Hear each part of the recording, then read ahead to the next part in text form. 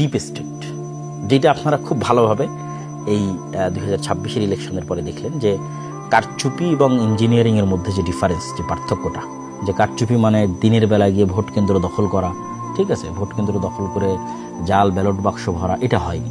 কিন্তু ইঞ্জিনিয়ারিং, ফলাফল ঘোষণা, ইঞ্জিনিয়ারিং।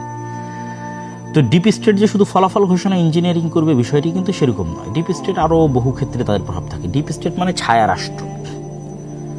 ছায়া রাষ্ট্র যদি আপনি আরও ভালোভাবে বুঝতে চান তাহলে বুঝতে পারবেন যে ডক্টর ইউনূস কেন সাকসেসফুলি কাজ করতে পারেনি, কেন বাংলাদেশের যে ডিপ স্টেট এইটা তাকে সাকসেসফুলি কাজ করতে দেয়। প্রতিটা রাষ্ট্রের ডিপ স্টেট থাকে, আমেরিকারও ডিপ স্টেট আছে।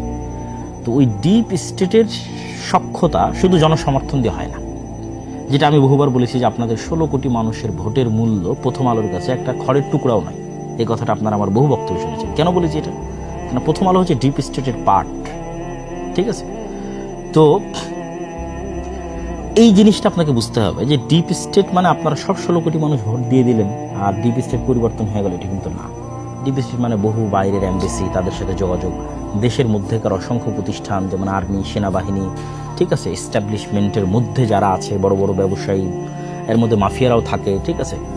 এক কথা স্থায়ীভাবে যারা দেশের স্টেক হোল্ডার, বড় বড় শক্তিশালী প্রতিষ্ঠান, মিডিয়া হতে পারে, তো তাদের যতক্ষণ আপনি আস্থা অর্জন না করতে পারবেন বহির্বিশ্বের সেনাবাহিনীর, দেশের অভ্যন্তরের শক্তিশালী প্রতিষ্ঠানের, ততক্ষণ 16 কোটি মানুষ ভোট দিলেও আপনি ক্ষমতা আসতে পারবেন না।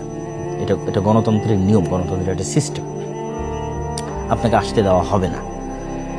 এই সিস্টেম, এই কাঠামো যতদিন থাকবে ততদিন এটাই ঘটবে। তাহলে আপনাকে আস্থা অর্জন করতে হবে তাদের। তো সেক্ষেত্রে এখন আপনি বলবেন যে ভাই আপনি তো শুধু হতাশ করেন গণতন্ত্রের বিষয়, তাহলে যারা গণতন্ত্রের রাজনীতি করতে চায় তাদের কি কোনো আশার জায়গা নাই? আছে।